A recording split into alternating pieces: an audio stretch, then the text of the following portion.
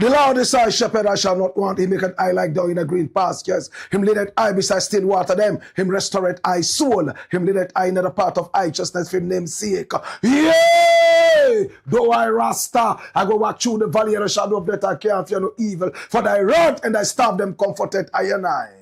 Who prepared a table before I, in the presence of our enemy them, who anointed I head with no oil. Me cup runneth over.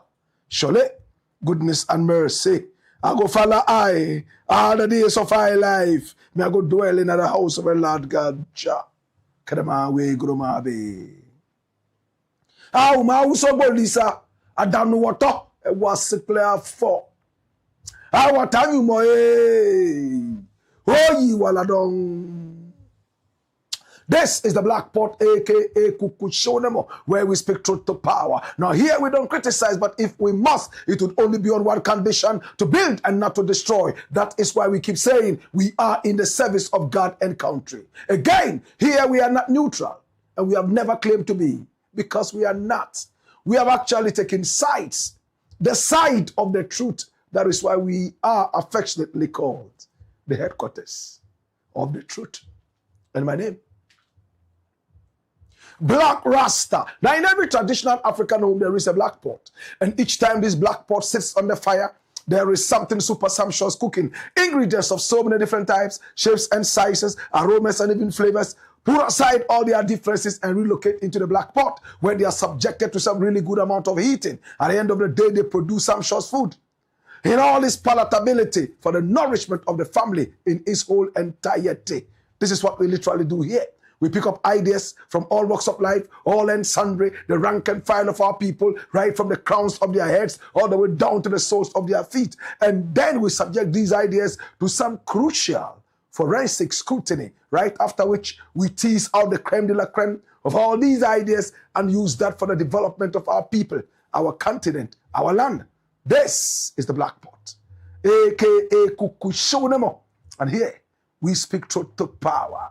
Remember, this is the headquarters of the truth. It is the habitat of the truth, the address of the truth, the foundation of the truth. This is the hometown of the truth. This is the bedroom of the truth. It is the truth. It's the Black Pot, aka KOKU. And here we speak truth to power. Our numbers are scrolling on the screen. Pick up the numbers and do business with us. Maybe you have a story you want us to follow up on. We are more than just excited to do that. Above all, I'm happy to say we are live on Facebook. We are also live on YouTube. You can also find us on Instagram. And then on X, formerly called Twitter, you can also find us. On TikTok, we keep ticking and talking with the gracious hands of patriotism. This is where the truth lives. This is the headquarters of the truth. This is the Black Pot, aka KOKU. And here we speak truth to power. Do me a favor, my brother, my sister. Subscribe to the channel. We are called Black Empire Media, and the Black is spelled B-L-A-K-K, Empire Media. Please subscribe to the channel and hit on the notification bell so that each time we are on, you will be reminded to watch. This is the headquarters of the truth. Come here. Now, without much ado, my brother, my sister, today we have 5 very important stories to share with you. Crunchingly hot. Please share the broadcast. Like the broadcast. Above all, please recommend us to family and friends. This is where all the action is, and you know, is the headquarters of the truth indeed. At this point, let me just say thank you so much to our sponsors. Turn every single shower into a royal experience with Tesori D'Oriente. Oh my God. Now everyone knows about Tesori D'Oriente. Oh yes, it is that shower gel that has gone beyond just a shower gel. It is magical. It is talismanic. It is actually hypnotizing. It is soft, it is smooth, it is silky, and above all, it has this long-lasting oriental fragrance. Oh, now pour a little bit of this shower gel called Tesori D'Oriente in the middle of your palm. Shake up the bath water. Watch how the lather grows into a rich foam. Allow it to nourish your skin. It is also an insect repellent. And 48 hours after that, one single bath, you still smell like the Garden of Eden. Are you going for an interview? You need Tesori D'Oriente. Oh, yes. Hey, is there a new chick in town you want to mesmerize? Go for Tesori, Doriente. Is there a new guy in town that you want to show some levels? Tesori, Doriente. Hey, it is Italian technology coupled with African raw materials to give you that premium quality that is most affordable. Hey, Tesori, Doriente is proudly distributed in Ghana by Daddy Ash Limited. Now, for bulk purchases and enquiries, call Daddy Ash Limited on 0244 772599. This is Tesori, Doriente. Oh my God. And it's the Black Pot, aka KOKU, where we speak truth to power. We are also sponsored by the kind courtesy of Millennium Insurance. Yes, your trustworthy partner. My brother, my sister, not even you would ever be able to tell when calamity would come, no matter how knowledgeable you are. Calamity will come when it will come, and no one person is a preserve of calamity. Calamity hits almost everybody. Yes, that is why you must be ready when calamity comes. You can only be ready when you are insured with Millennium Insurance. Not every insurance is an assurance. Some of it is an expired plaster that will give you nothing but a disaster. That is why you must hook on and hold on to Millennium Insurance, your trustworthy partner. Can I tell you more? My brother, my sister, as it stands right now, what kind of insurance do you require? Is it motor insurance policy? No problem. Hey, is it third party? Or is it comprehensive? Or do you want to insure your vehicle against burglary, against fire? No problem. It is Millennium Insurance. Oh, my brother, my sister, how about personal accident cover? How about group personal accident cover? No problem. 24/7, you are covered. Even cover for disability and death for family members and employees. It's all about Millennium Insurance, your trustworthy partner. Now, when it comes to claims, Millennium Insurance is fast. We give out the claims quickly because we need you to be back on the right footing. My brother, my sister, motor insurance policy. Hey, you want insurance cover for disability and even death for family members and even employees? No problem. Are you traveling outside the country? You know you need it. The Millennium Travel Insurance. Oh my God. Will take you in and bring you back safely, loaded with experience and memory. Oh my God. The memories are unending with Millennium Insurance. Our numbers are on the screen.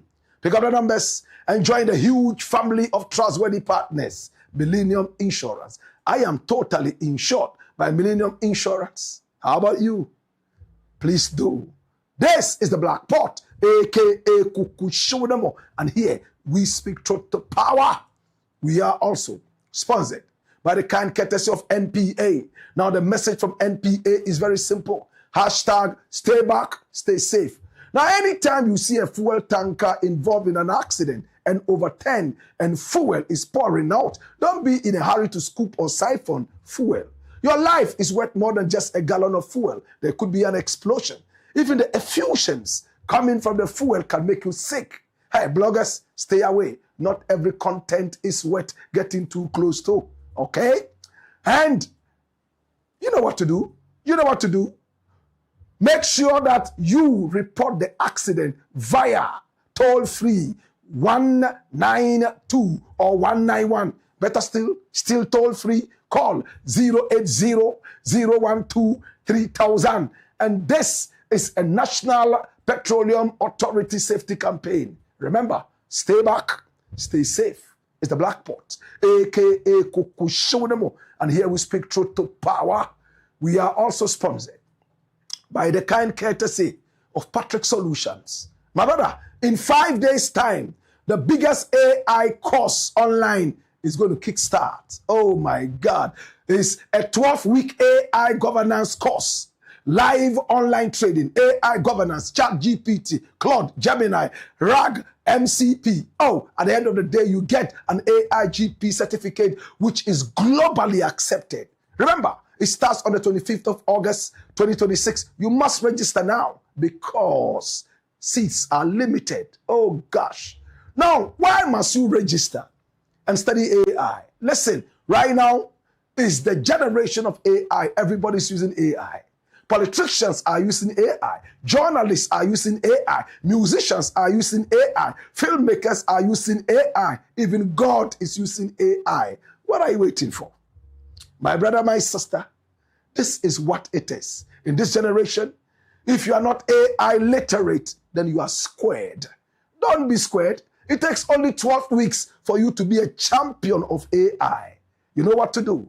Hey, now you are not just learning AI, just like that. You are learning AI. You are going to be taught AI from globally accepted AI experts, globally revered AI experts. And I'm talking about Blakk. And I'm also talking about PATRIOT and AFENYO. They are based in America. Oh gosh, just 12 weeks of your time online and everything is everything. Do you want to study in America rather than online? No problem. Register. The numbers are on the screen. Pick up the numbers and call PATRIOT Solutions and make arrangements to study in the US. Yes, maybe you want, yes, to register family and friends at once. Hey, discuss it on phone. Do you know how to register? Very simple. Now the QR code is on the screen. Pick up your phone, scan the QR code. It will take you straight up to the site where you can register. Oh yes, or better still, you can visit the website. At the same time, you can send an email and you can also call and speak to PATRIOT Solutions. Remember, it's only 12 weeks of AI governance course and you become a master AI specialist. Remember, numbers on the screen, email, or you can just visit the site and everything is everything. I have registered already with my family and friends. Oh my God, I love AI.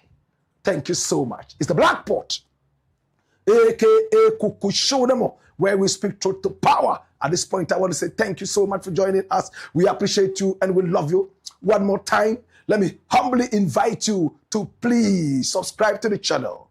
Right after that, hit on the notification bell so that each time we are on, you will be reminded to watch. We are the biggest online when it comes to patriotism and Pan-Africanism. And we are so proud to say this and repeat it every time, all because of you.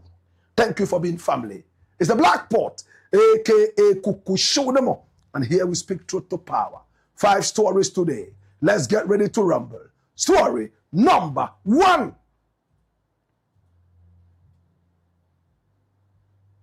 Watch this. I have no time for a stupid traitor like KOKU ANYIDOHO. Honorable LANTEY VANDERPUYE. This is the man speaking. Honorable LANTEY VANDERPUYE. His full name, Edwin LANTEY VANDERPUYE. This is the gentleman. He was sports minister at the time. He was MP at the time. My brother, my sister, and it was in his constituency, Nana Addo messed up the name of his own candidate and rather asked his NPP people to vote for this man. He had been so engrossed with the name of LANTEY VANDERPUYE, and it made headlines all over the nation. This was the great former president John Evans Atta Mills's little boy. He held his hand, took him around, and showed him all the routes and the ropes.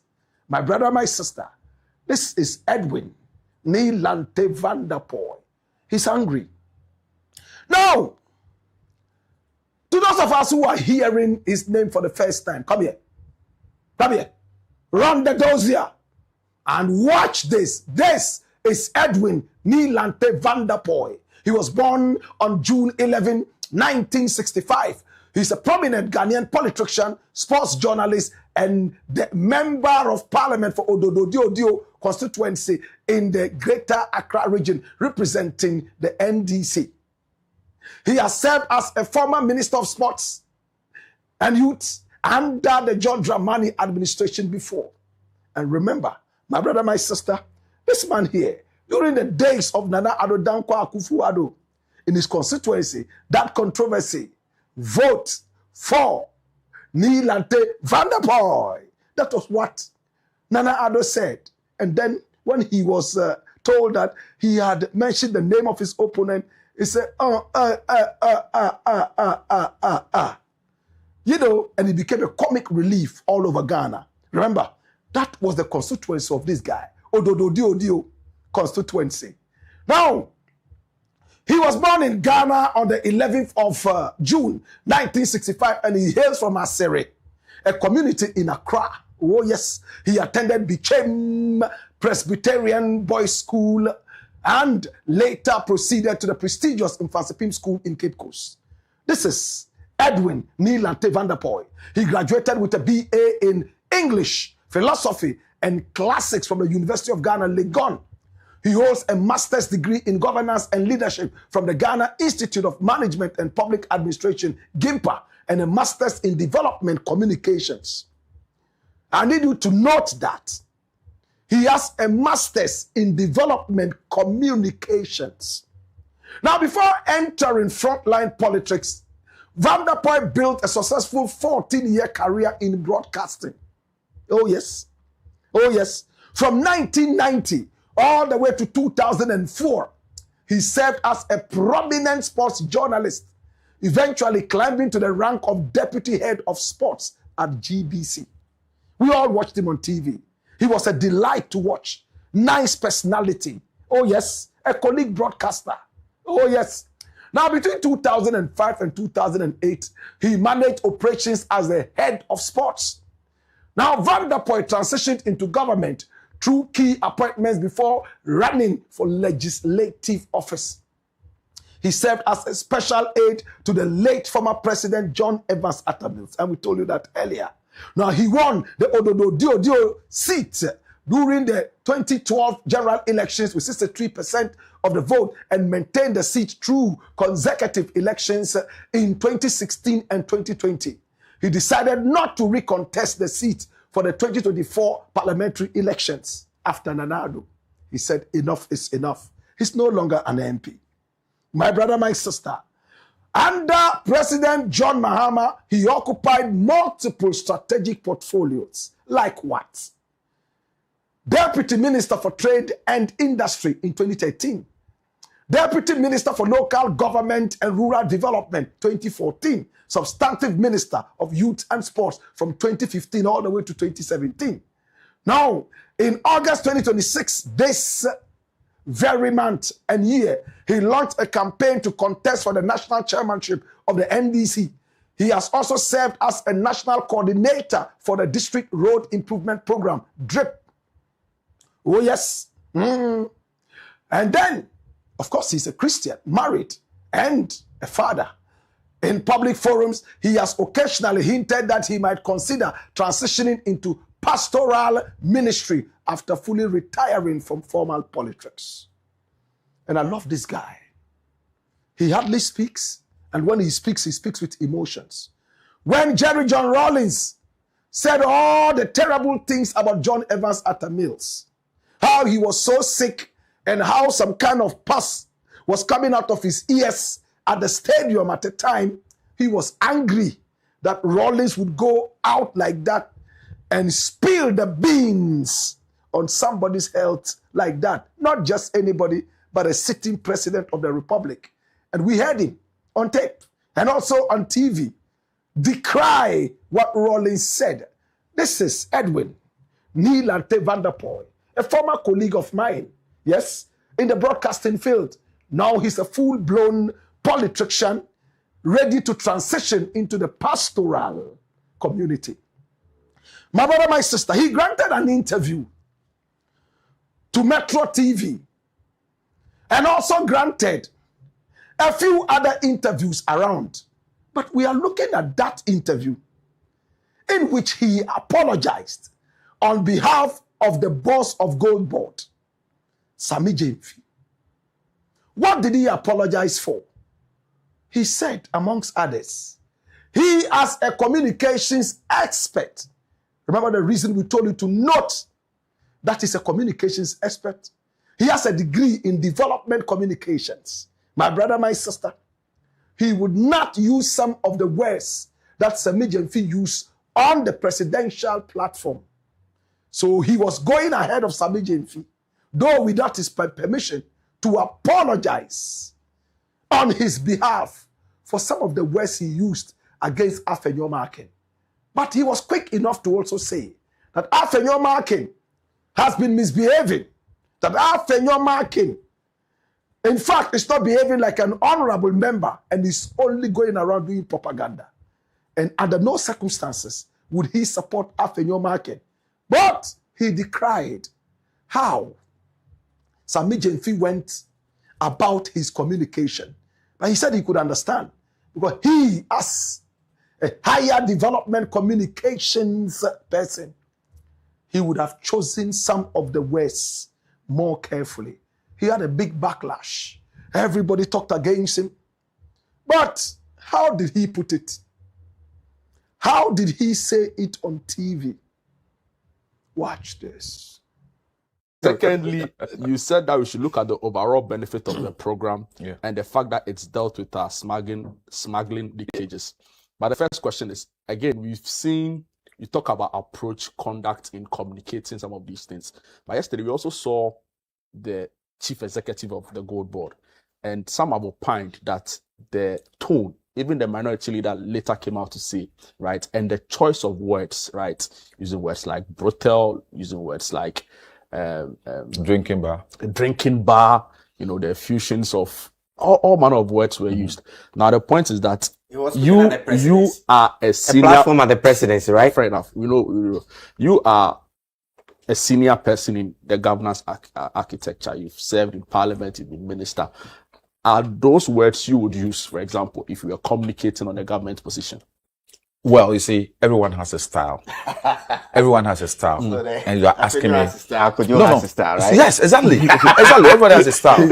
Are those words you use? No, I wouldn't use those words. I wouldn't use those words. Fair enough. But you see, the issue is that is why I'm saying that if the minority leader has acted using the mechanisms available to him, he will have acted in a much more responsible manner. And the response from the other side will have been different. Okay. But when you speak like just an ordinary person making those effusions, then you are also asking somebody to give you the same measure. But you agree the words were harsh? Well, yes, I totally agree. And I wouldn't want anyone to use that on a platform like that. Okay. I wouldn't. By my communication background, I wouldn't want the person because you are not speaking to only that person. You are speaking to many other people. So that one, I will sit here and apologize on behalf of SAMMY GYAMFI. Even if he has not done that, I will do that. Because it's my boy.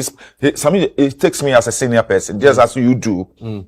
And I would say, he's not a communicator. He's not a communications expert like me. He hasn't done communication. I have done communication. And I know that by register, when you're talking, you are not talking to one person, you are talking to general number of people. So look at that distance. So fine, this is a different thing. But I'm saying that AFENYO-MARKIN also irresponsibly acted in a manner unexpected of a minority leader. Fair enough.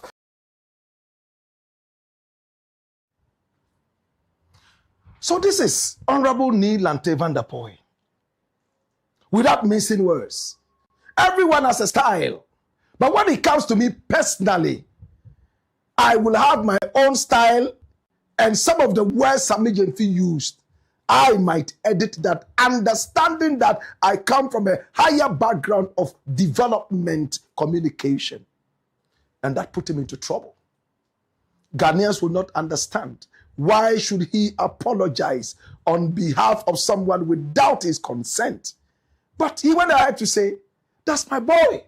He considers me as his senior and respects me. And I call him my boy. And I love him, just like you. And of course, he's a senior journalist. My brother, my sister, there was a huge backlash, especially that he's standing for chairmanship of his party. Now, he came back to apologize quickly. And he put out a whole communique apologizing. Lanteyi Vanderpuye apologizes to SAMMY GYAMFI over City TV comments. Oh yes, my brother, my sister. And then he put out his own communique. What did he say on his own letterhead? Watch this. Clarification and unreserved apology to SAMMY GYAMFI and the NDC. I wish to sincerely apologize for my comments during my presentation on City TV this morning. Having had the opportunity to listen carefully to myself and reflect on the discussion, I acknowledge that I did not communicate my intended position in the manner I should have. I take full responsibility for that. Let me state clearly and without ambiguity that it was never my intention to undermine or condemn our comrade SAMMY GYAMFI or to lend support to the attacks being directed at him and the goal board by the opposition.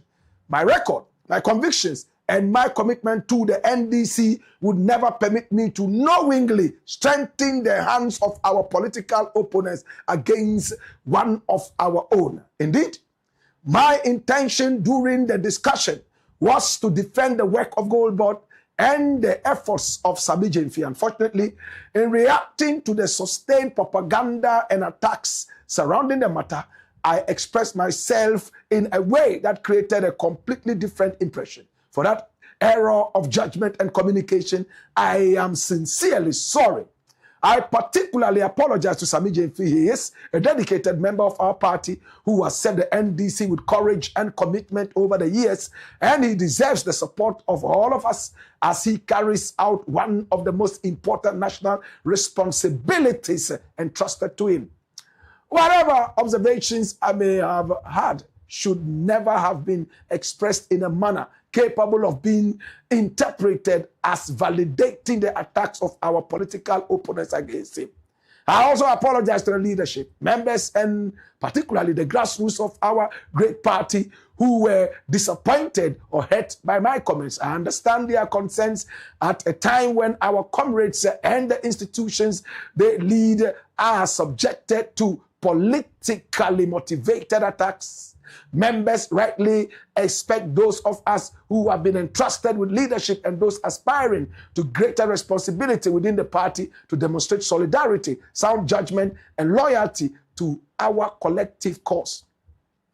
I have spent a significant part of my political life standing and fighting for the NDC, including through extremely difficult personal and political circumstances. My commitment to this party and its people remains absolute. The NDC is my political home, and my loyalty and commitment to its cause remains unwavering. Lanteys Vanderpuye. This is what he put out. And of course, for a reason, I love this guy. Look, I met this guy twice or thrice. Once when he was at a trade ministry, and the second one I remember clearly was when Barack Obama was in Ghana. And I went in there by the kind courtesy of the authorities and the demand of Barack Obama himself. When I entered, in fact, he was the one who called me alongside the late Bafu Boni to come, to get closer so that I would be able to meet Obama quickly.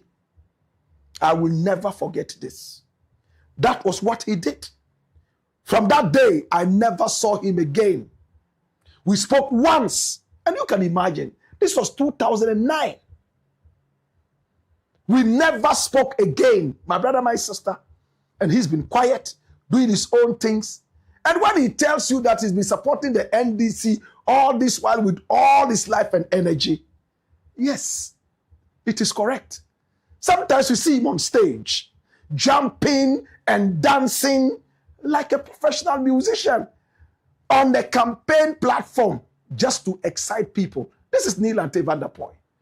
I honestly don't know what he's going to be doing, but I see him raise his hand. Maybe he's about to dance. Maybe he's about to tell the people, hey, it's time for action. Hey, he's on fire.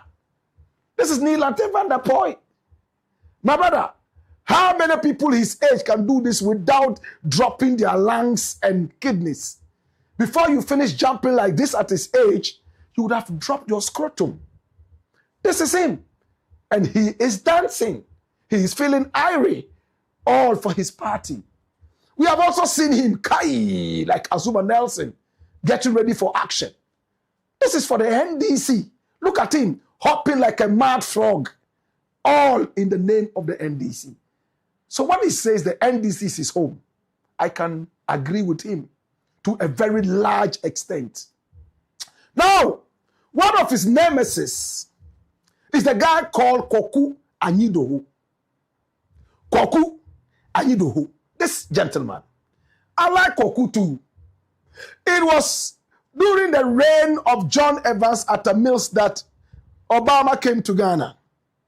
And when I went to see Obama, the same day that Lanteey Vanderpuye drew me closer to meet Obama, he was also around. And he was also dancing to the Obama song that was played there. Now, KOKU had a few problems with the NDC.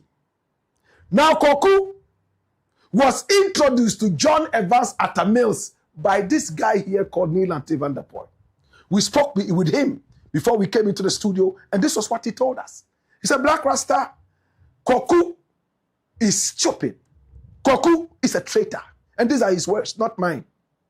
Now, would you believe that I was the one who introduced KOKU to John Evans Atta Mills? He used to come on my show at Radio Gold when I was doing sports. So I was the one who handpicked him and introduced him to John Evans Atta Mills. And then we both became so close to the prof. And we served him right. So I asked him, if you were so close to the prof, how come KOKU is saying all these things about you? He asked me again, what is KOKU saying about me? I know we have some differences, but I haven't seen or heard anything from him in a while, especially about me. So I directed him to what KOKU ANYIDOHO had put out on social media about him. That's it. That's it. Samuel KOKU ANYIDOHO. We were very close brothers. President Atta Mills died, and all I did was defy all odds to give him a befitting resting place. You did absolutely nothing to help honor the memory of our late leader and boss. You wickedly held a press conference to lie to the whole world that I had gone to dig up the grave of the late president and run away with his bones for ritual purposes. Today, look at how miserable a wretch you have become because you cannot be true to your conscience. You want to become national chairman of our great NDC? This gross inability to be true to your conscience has finished your political career. Go to Asumdwe Park and beg for forgiveness. What are you struggling to clarify? Apu, you thought you were destroying me. And then he put out Lantey's apology on one side, and then a video that we played earlier showing him so ecstatic at the campaign ground, you know, jumping up and down, showing a lot of energy. This is KOKU ANYIDOHO. His allegations. When I told Lanteey Vanderpuye this, he got angry immediately. He said, this guy is stupid. In fact, he's a traitor. Look, let me tell you how I fell out with KOKU ANYIDOHO. Now, when I got him so close to Atta Mills, a time came, he wanted to run for chairman of the party against General Mosquito. And I told him point blank, my brother, it's not your time yet. You need to relax. This is a more senior member of the party and is more capable. And it looks like the people have given their trust and energy to him. So you relax for the time being. And he refused and decided to run. So according to Lanteey Vanderpuye, he decided to throw his weight behind General Mosquito and push Mosquito deeply. And Mosquito won against KOKU ANYIDOHO. He went on the campaign trail, pushed General Mosquito. That was what annoyed KOKU ANYIDOHO. And he was against Mahama. He undermined Mahama so much. It was almost like hatred. He didn't like Mahama. He undermined him. whilst he was vice president to John Evans at the Mills. He would say anything to him, undermine him in all ways. And I kept telling him, take your time. He is the vice president of the Republic. And because of that, we fell apart. He didn't like me because I would not agree to everything he said. And then when we went into opposition, the traitor went to join the NPP just for him to eat butter and bread and started saying a lot of bad things about John Dramani Mahama. So Blakk Rasta, if you ask me, this was what happened. That is why me and KOKU are no longer friends. So I asked him the $1 million question. Did you say that KOKU dug out the bones of the late president and used that for rituals? He said, this guy is stupid. How could I have said that? When anybody could go there with authority to find out if it is true or false. I never said that anywhere. My brother, my sister, Honorable Edwin Ni Lanteey Vanderpuye says that KOKU ANYIDOHO is a traitor. And he is not ready to deal with such a person.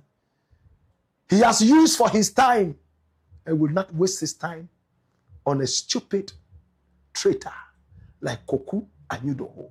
It looks like the battle has just started. But, come here. In another development, Ni Lanteey Vanderpuye told me early this morning, in fact, SAMMY GYAMFI called him and threw his support behind him and told him, you know what, senior, I know that what you said was what you said, but I know that you meant well. Maybe the communication did not go too well, but whatever you have said, I am behind you. I love you and I support you. And he apologized to him again. He told him, don't bother about it. We are behind you. My brother, my sister, KOKU ANYIDOHO, is he still a member of the NDC? Yes, he says yes. Did he flirt with the NPP in order to eat bread and butter? Did he undermine the vice president then, John Dramani Mahama?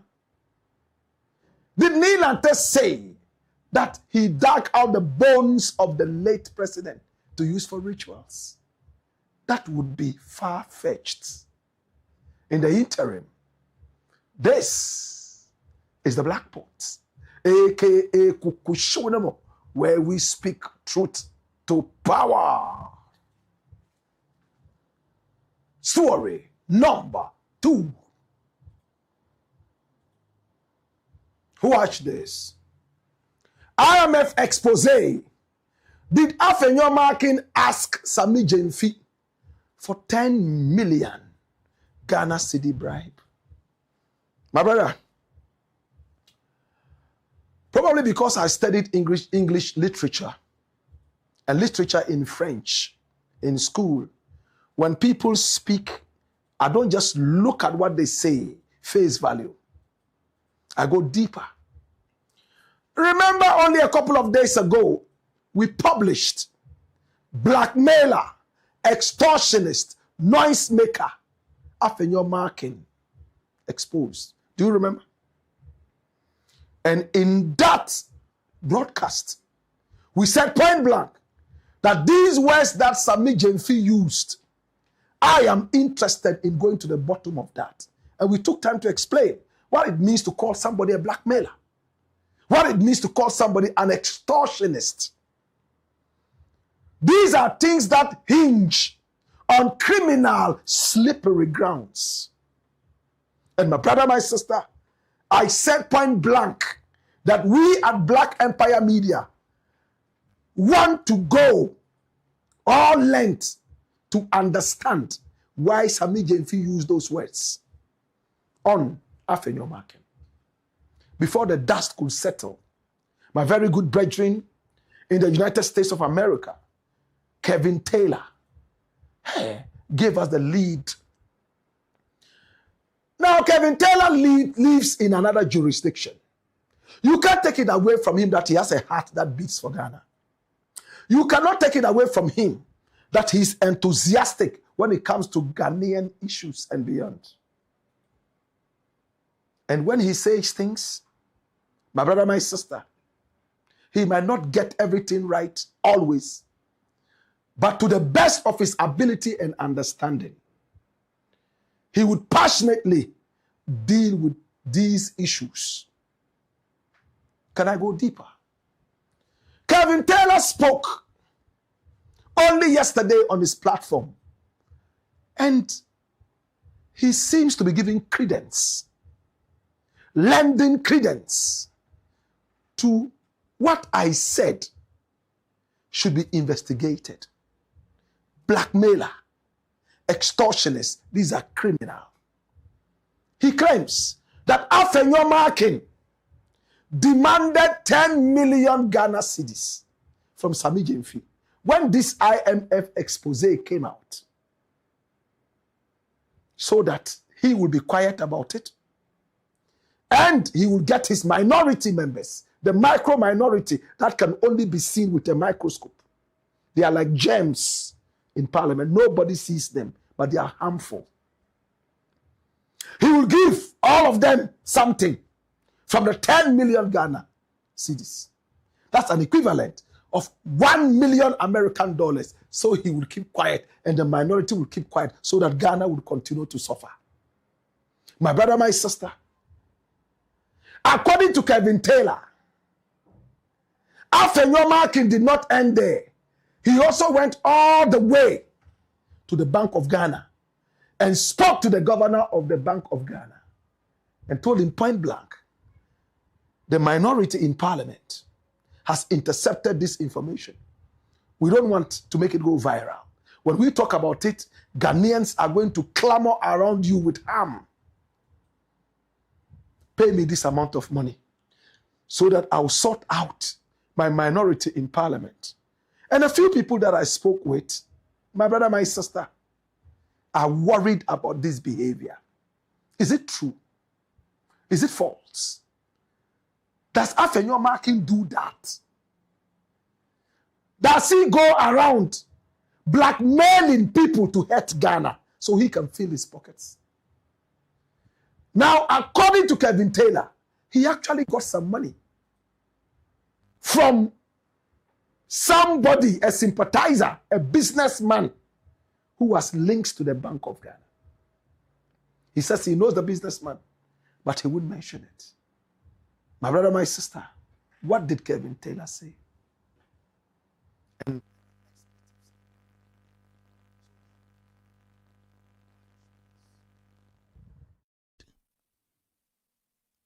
Now, I'm sure they see it.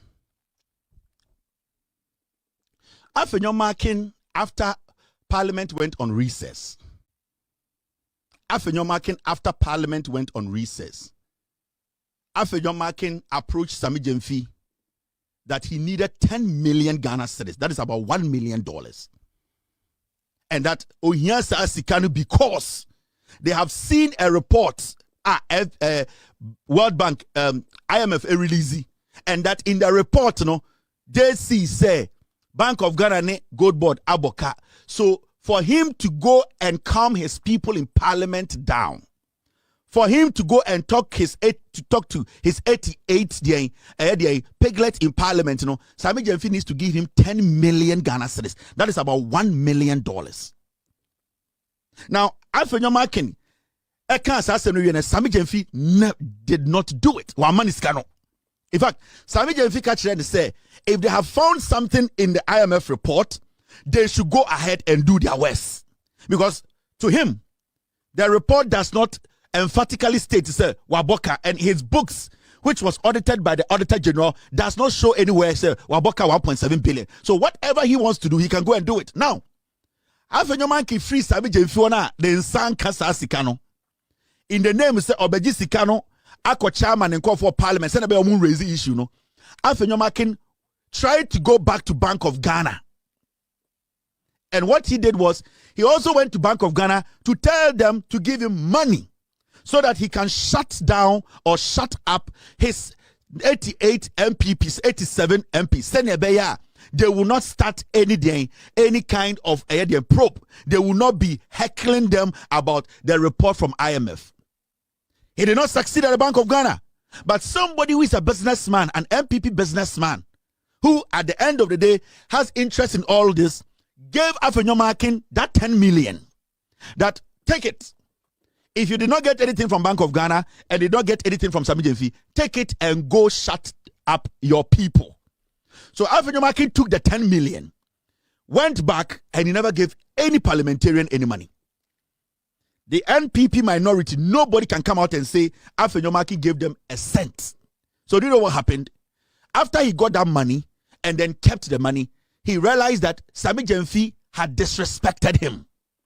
He did not understand why a young man, people are speculating, when Jessica or your God board CEO, why you say he didn't understand why SAMMY GYAMFI said he was not going to give him that money. So AFENYO-MARKIN decided to blackmail SAMMY GYAMFI. That was when he started telling them that he was going to come after Gold Board. So it was SCHEDDAR. In his presser, AFENYO-MARKIN never mentioned the Bank of Ghana because that MPP businessman who has interest in all this gave him money in the name of Bank of Ghana, which the governor does not even know. So AFENYO-MARKIN press conference now, he's not interested in the Bank of Ghana because how, one way or the other, some businessman, which I know, gave him that money. That money in Saka and it's Bank of Ghana for that amount. And my check shows he didn't get a dime from the Bank of Ghana. When he came out, it was a revenge and a blackmail towards SAMMY GYAMFI. And it's AFENYO-MARKIN. Okasa. And if you listen to him very well, or you go back to listen to his presser, 99% of his statement was threatening SAMMY GYAMFI. That I told you to give me the 10 million Ghana. I told you to give me the $1 million. And I am going to do what I said I would do because you didn't pay me the money. And if AFENYO-MARKIN said I am lying, he should come out tomorrow because the people who gave him the money, that 10 million, he never gave any NPP MP a dime. AFENYO-MARKIN did not give a dime to any MP. And it's what's SCHEDDAR. When we say 90% of NPP MPs or more parliament, they are not showing face. I just say AFENYO-MARKIN go and fight. So what's SCHEDDAR? The Jerry and the rest, they have all taken a step back. Kojo Oppong Nkrumah started side way. But Kojo Oppong Nkrumah has taken a step back. Why? It is because they don't even understand why AFENYO-MARKIN is taking this personal. It is because he wants to blackmail SAMMY GYAMFI to show SAMMY GYAMFI that I am in control of parliament and I can destroy your name. It's time to go into this. I'm really serious about this. And I think Kevin Taylor should also come out and tell us who this businessman is. And if it is the Bank of Ghana, the governor himself who gave out the money, let us bring this out. It's all in the interest of Ghana. This is no politics. Hey, now, AFENYO-MARKIN allegedly received 10 million Ghana cedis, an equivalent of $1 million American dollars, in blackmail proceeds. Proceeds of crime. This will shut him down forever. He's not fit to be in parliament. Now, if his fellow minority MPs in parliament are disappointed because AFENYO-MARKIN is behaving like this, then I side with them. But if they are disappointed because they didn't get part of the criminal process, then I am against them. They are two different things. Is that how our politics all of a sudden has become so sour and dangerous? You allegedly go to SAMMY GYAMFI. The boy born in 1989. He's still a toddler as compared to some of us who are in our 50s. We need to guide him and guard him against pressure. And you, a grown-ass man with gray hair on your balls, you go straight to a boy who you should be mentoring. That's if you have any mentorship at all that Ghana needs, to ask for $1 million American dollars in blackmail so that you would not go to the gallery with this. So you realize that SAMMY GYAMFI keeps saying, if there are any losses, talk to the Bank of Ghana. But no, they are hammering SAMMY GYAMFI. Though there's nowhere in the 47-page IMF report that Gold Board was said to have made losses. He continually said Gold Board made losses.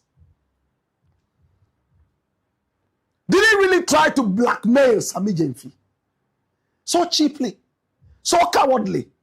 Did he do that? I am interested in this. Can Iyoko go into this? Can the OSP go into this? Can the Attorney General take hold of this? And if this is true, some of these guys should be visiting Chairman Wontumi in jail. I am so flabbergasted, exasperated. My brother, my sister, 10 million Ghana cedis. Pay me this money. That's how come we are probably hearing from Sammy Gyamfi over and over, blackmailer, extortionist, noise maker. And he says he's not envious of Sammy Gyamfi and that he celebrates success. What success are you celebrating? What does it mean when we say success to you? Is it a lot of money? And how much is that lot of money? Kai, I am truly disappointed at what I am hearing. That is why I want a probe into this. Now, AFENYO-MARKIN is a rascal. This guy is not fit to be called a member of parliament. He doesn't deserve it. He slapped a policeman 3 times. The nation is sleeping on it because he's a minority leader. If they talk about it, it will bring a problem between minority and majority. He threatens judges and calls them fools and so on and so forth. Nothing happens to him. Let me, Black Rasta, say a minuscule of these things that this idiot says. They will come after me because I'm a poor Rasta man with no money. But an idiot, a rascal like this, is meant to go free. They forget that we put them there. It's by our votes that they are there. It doesn't matter whether I wear dreadlocks, whether I have money, whether I'm tall or slim. You still count on my vote as a citizen to put you there. We didn't put you there to be a rascal. We didn't put you there to be above the law. We put you there to make laws and adhere by the law. And if you want a blackmailing entity, find one for yourself. Hey, this is not the first time we are hearing about bribery and corruption in our parliament house. We remember Mensa Che Bonsu, majority leader at the time, tell us that a businessman, and every time he's a businessman, why are they not revealing the identities of these rascal, dirty business people who are specialists in bribing our parliament houses? I don't get it. 10 million. You are making a lot of money. Everybody says you are making money. Yes. Maybe you have bought something for this person and that person. Small boy like you. When we were your age, we didn't have a quarter of that. Give me part of the money or else I'll blow your top. How different are you from Atai? How different are you from all the thieves that are in jail? You should be joining them. So Sammy Gyamfi will not use words for nothing. He said barefaced lies. Barefaced lies. Palm wine. Bar lies. And he went ahead to say that the blackmail will not work this time. They have the wrong target. The extortion will not work. They have the wrong target. The noise making must stop because this is time for common sense and not noise. Some of these people, they make parliament so lowly, so useless. Sometimes I meet the youth, they say, oh, Black Rasta, you should run for parliament. And I've told you point blank again and again, over and again, that I will never do politics in this country. Never. I'm not a politician. I will never be MP. I will never be president. I will never be what? Politics is out of my way. I am a kingmaker. I am supposed to be the Samuel of our country. Listen to the youth. listen to the voice of God, and pinpoint who I think will run the office better. With your permission, you put him in there. Should we all be kings? No, I'm a kingmaker. That's it.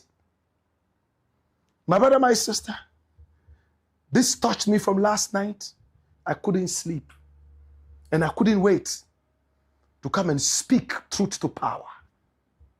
And they are good at lawsuits. Me, nobody can frighten me with any lawsuit. Nobody on earth, because I speak from my heart, not from my stomach. I don't need you. I will never come to you and ask you for a penny. No, sir. Hey, I have suffered all my 50 how many years of life. I didn't die. Is it now hunger is going to kill me? Forget about that. We are hardened street boys. My brother, I can sleep anywhere on the street, even in the gutter. I'm used to it by choice. By choice. So no politician can threaten me. No. If you threaten me, I just raise my hand. You are dead in less than 3 days. It's finished. Sasa. Because God ordained me and asked me to do what I'm doing. That is why you don't see me in your offices like those other boys do. And you talk to them anyhow. Have you seen me in your offices? No. No. You will never see me. Those who feed me are the ghetto boys. Those who feed me are the gutter boys. The drug addicts who want a way out into regular society. The teachers who are struggling. The fishermen who are struggling. The so-called ordinary people. They are those who feed me. Not you dirty politicians.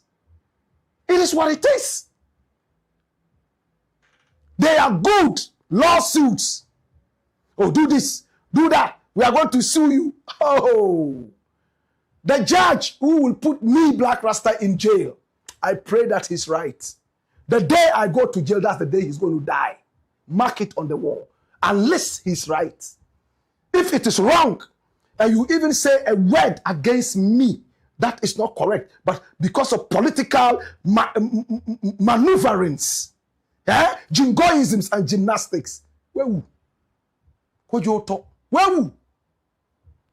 because the work I'm doing, my brother, I could have sat somewhere to be rich. Marco school, more certificate P. I could have chosen another thing, but I come and stand here to speak truth to power. You don't see me in your office asking you for peanuts, like my colleagues do, some colleagues of mine. You don't see me driving in the best cars. The other day I went to a farm plains, and I close on that. And I was looking for a piece of land to plant some things. I'm a farmer. And somebody told me, oh, our farm place is a nice place. When we got there, we had to get onto a pontoon, cross over to another. And that was the first time I had gone to that area. This is just about 2 months back. And a lot of the people came around me, and I was excited to speak with the common people, the so-called commoners. My brother, my sister, the pontoon came, and I drove my car. And, oh, to God be the glory. Somebody was standing with 2 other people, a male speaking with a female and a male. One of my guys was standing by them. They didn't know.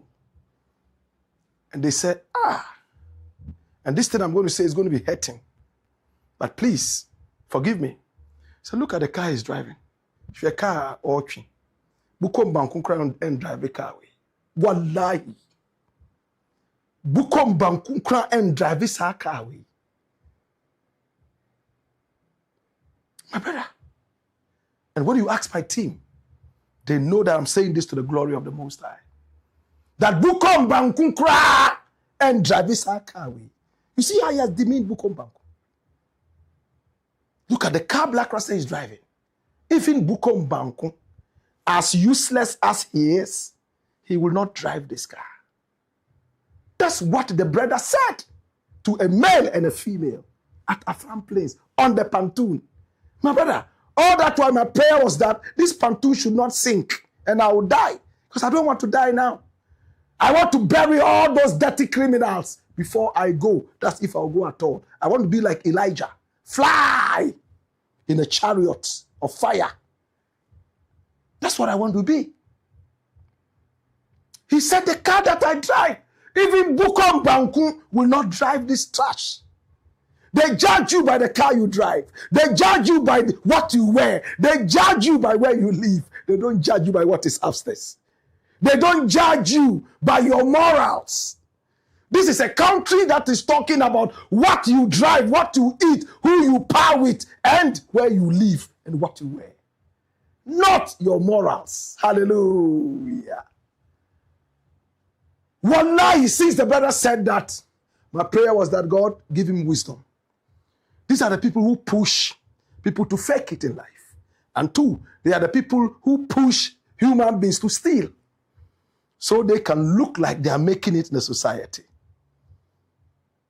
The other day, I think Shatawale said, in Blakk Rasta, he has nothing. He told GT Bank that the next time, if they have their show and they don't invite him because he saves in their bank there, he will go and take all his money from the bank. And you know me and Shatta, we have that kind of, camaraderie. He said, now you Blackers, how much money you get? You don't get thing, you don't get nothing, you don't get catch. And the fan later, after about a week or two, I saw a comment somebody wrote, hey, Blakk Rasta said, by now if you go check it, there can be 10 CDs where they there. They judge you by how much you have in your bank account. They judge you by what car you drive, what you wear. There was a lady who even said, Bema Oshen Tumade Onusia Bema. Hey! Minko Shedien Arukodon. Minko Shedien. To God be the glory.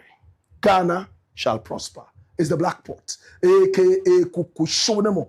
And here we speak truth to power. When we return, we got more.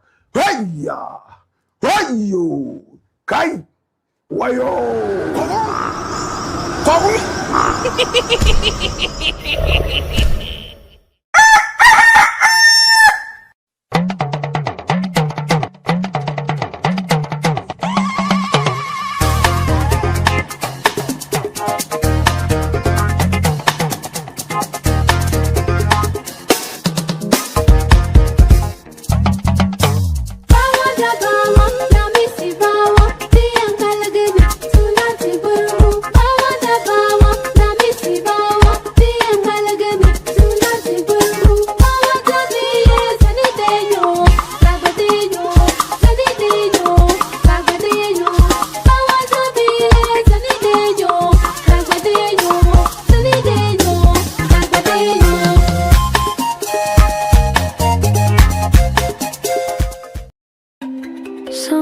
Sometimes you just need a moment for yourself, a moment to slow down, feel the water, and let the day fade. Tesori is more than just a shower. It's a moment of pure calm, smooth, creamy, and relaxing. With forest therapy, Persian dream, royal oud, thalassotherapy, ikigai, fior di loto, and karma, all in convenient 500 milliliter bottles. There's a Tesori scent to fit every mood, every moment, every kind of you. Feel the lather on your skin.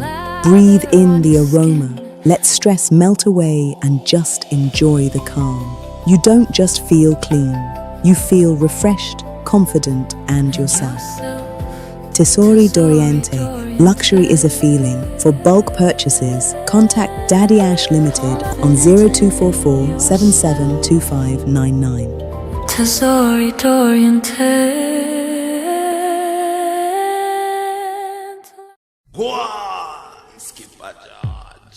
Blackpot, KOKU Shonemo. Shonemo. And here we speak truth to power. It's the headquarters of the truth. Oh, yes. Please do me a favor. I invite you humbly to subscribe to the channel. Right after that, you hit on the notification bell so that each time we are on, you will be reminded to watch. This is the Black Pot, aka KOKU Shonemo. And here we speak truth to power. Story number 3. Watch this.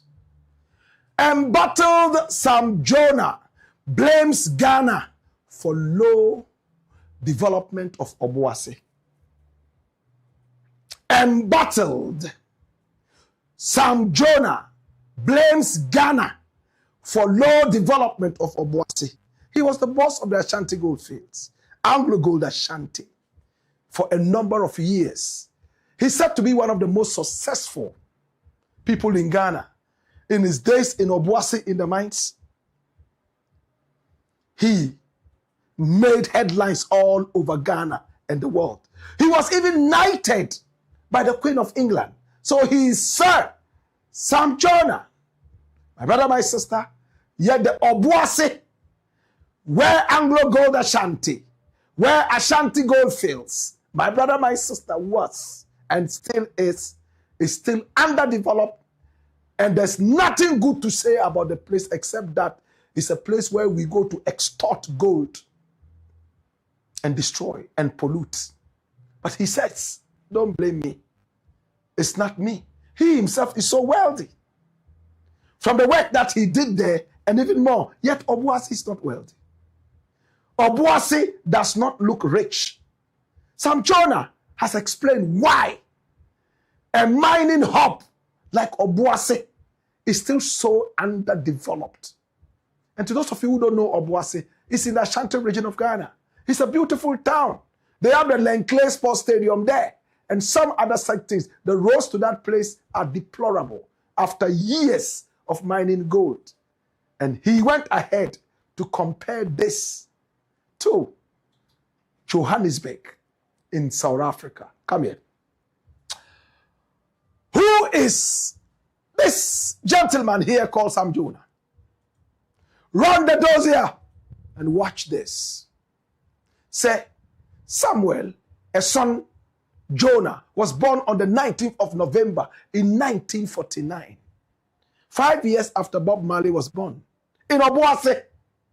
He was born in OBUASI.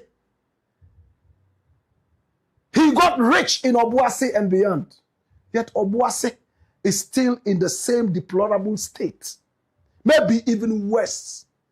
Years after he's left OBUASI in opulence. Hallelujah. Hey. Now, he is a prominent Ghanaian businessman, mining engineer, and global corporate leader. He currently serves as the executive chairman of JONAH Capital and the chancellor of the University of Cape Coast. Of course, he was born in 1949. Yes.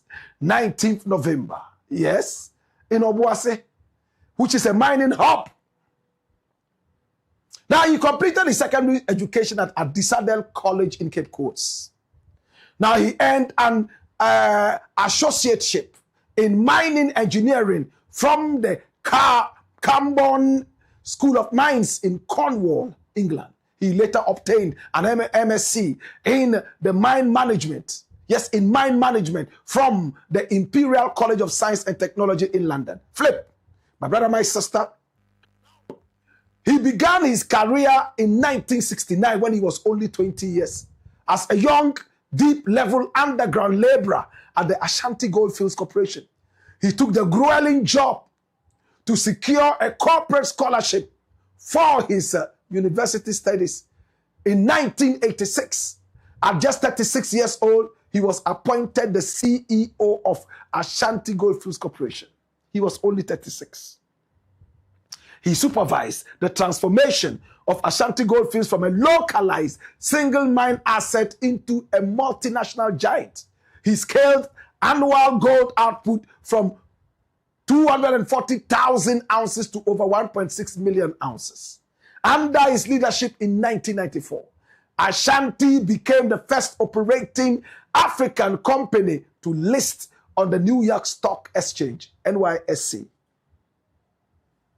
In May 2004, he orchestrated the $1.48 billion corporate merger between Ashanti Goldfields and Anglo Gold Limited. He subsequently took the role of executive president of Anglo Gold Ashanti.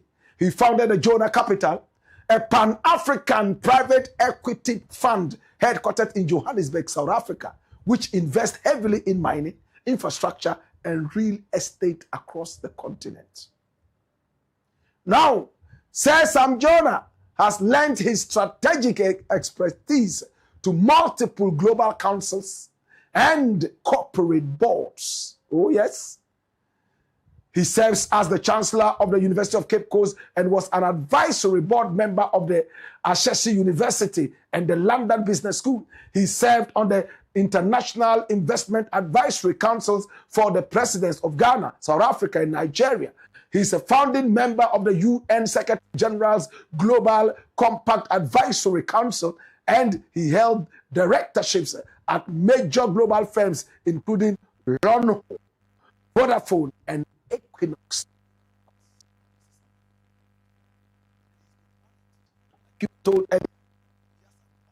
Knight Queen Elizabeth II, KBE, oh yes, as a knight, commander of the most excellent order of the British Empire for his achievements in global business. The Queen will never knight you if she doesn't benefit from your activities. Many have refused it because it's a colonial thing. My brother, my sister, he accepted it.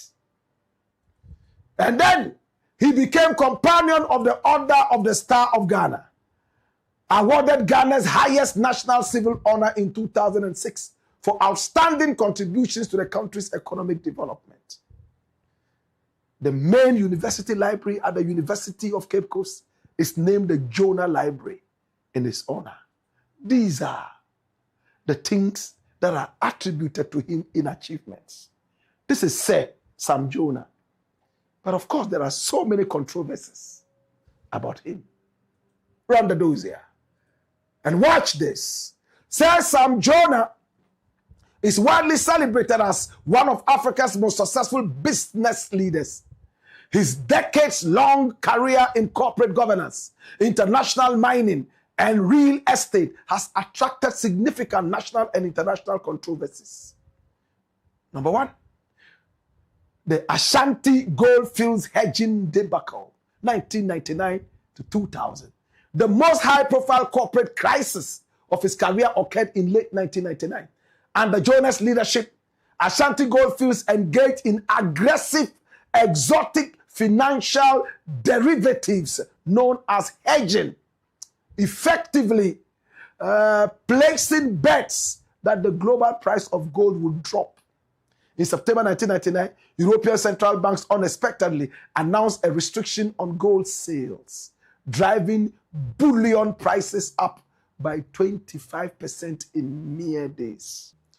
Critics and nationalist factions in Ghana fiercely accused Jonah of selling out Ghana's crown jewel. And this is important. A historic state-backed corporate icon to foreign interests. That was the critique. He sold it out to foreigners. Ghana's major gold mine, because of that bad decision. Jonah strongly rejected these claims, arguing he was simply a corporate steward, protecting investor returns. He maintained that the Ghanaian government, which held a dominant stake, ultimately approved the deal for the economic survival of the assets. Now watch this. In mid-2026, and this is important, Sam Jonah's investment firm, Jonah Capital, became embroiled in a severe diplomatic and legal standoff with the Nigerian government over a 501-hectare land parcel in Abuja, River Park Estate in Nigeria. Nigeria's Federal Capital Development Authority, FCDA, under Minister Nyesom Wike, revoked the lease in late 2025, claiming it had expired. Jonah Capital maintains the lease is valid until 2030 and filed for $500 million international arbitration against Nigeria at the International Chamber of Commerce, ICC, in Paris. Clarification. Alongside the civil battle, the Nigeria police force filed a 26-count criminal charge in Abuja against Sir Sam Jonah and his partners, alleging forgery of corporate documents at the Corporate Affairs Commission in an illegal bid to take control of the estate Furthermore, former Nigerian President Olusegun Obasanjo formally debunked Jonah's claims that Obasanjo had personally allocated the land to him. Says Sam Jonah firmly denies the allegations, arguing that the charges are a fraudulent retaliation engineered by a local agent. Then match fixing. In April 2022, sports analyst Jonathan Poby made public allegations during an Angel FM broadcast, claiming that during Jonah's tenure as chairman of Ashanti Gold Football Club, he had used his immense wealth and influence to manipulate football matches and had once attempted a bribe. So Sam Jonah fiercely defended his reputation and sued for defamation. In January 2026, a Ghanaian court completely vindicated Jonah, ruling that the statements were entirely defamatory, issuing a permanent injunction and ordering Angel FM and Ghana Web to pay 4 million Ghana cedis in damages. Interesting. This was what happened. This is Sam Jonah. He himself is rich, but his hometown where he was born, though rich, is absolutely deplorable and sick. Obuasi. That is where we are now. He granted an interview to Bolare a few moments back.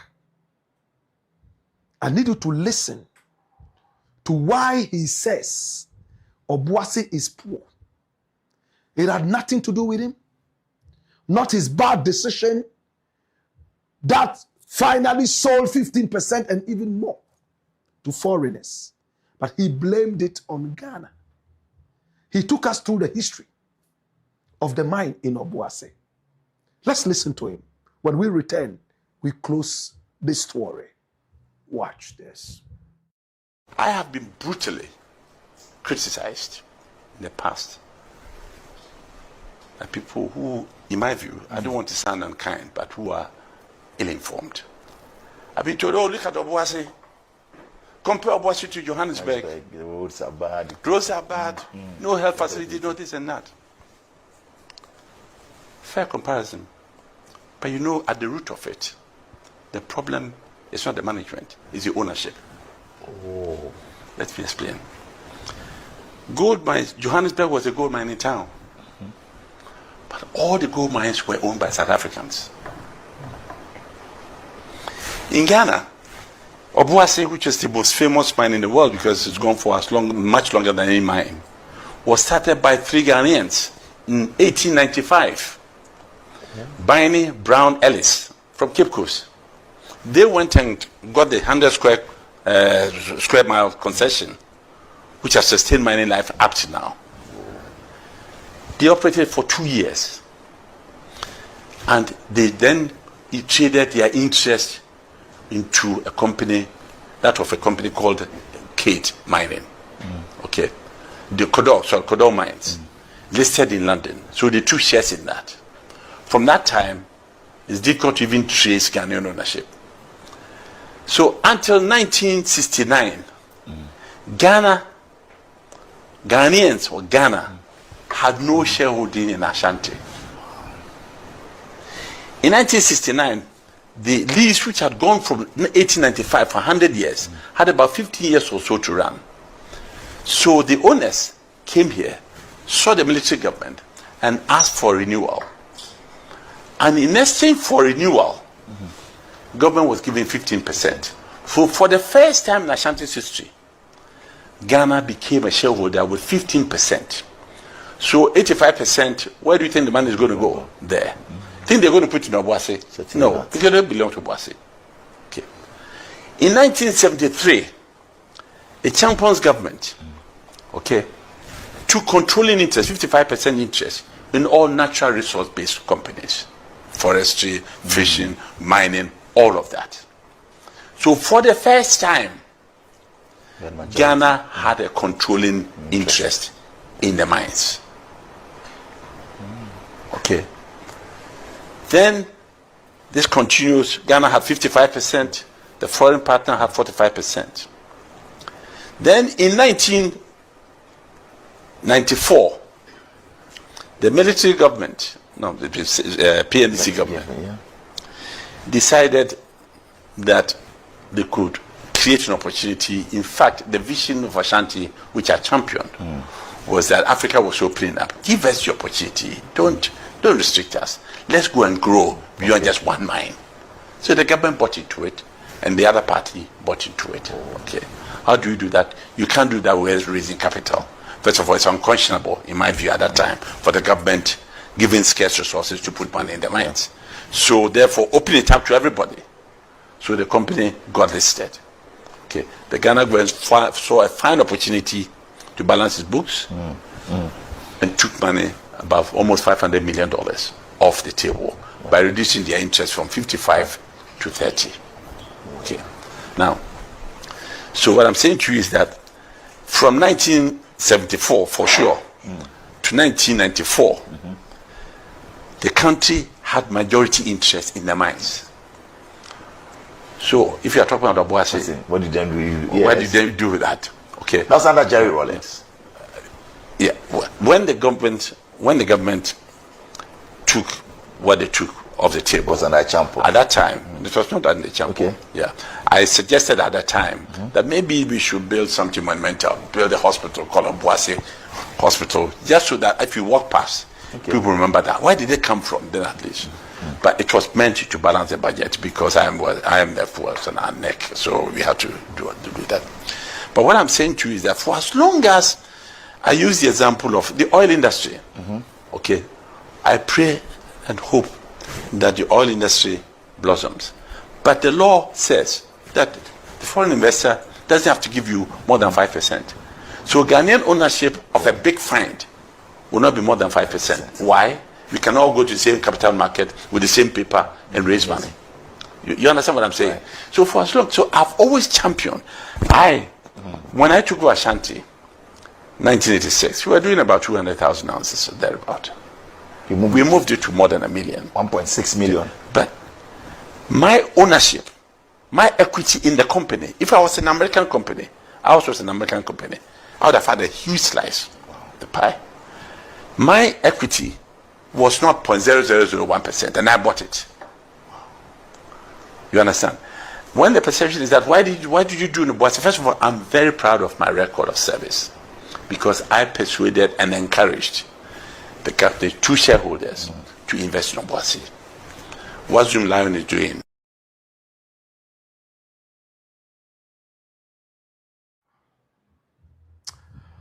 Says Sam Jonah, he was born in OBUASI. He made money out of OBUASI, yet OBUASI is still poor. The roads are bad. He said he asked for a hospital to be built there by the government. The government could not build it, and he couldn't build it either.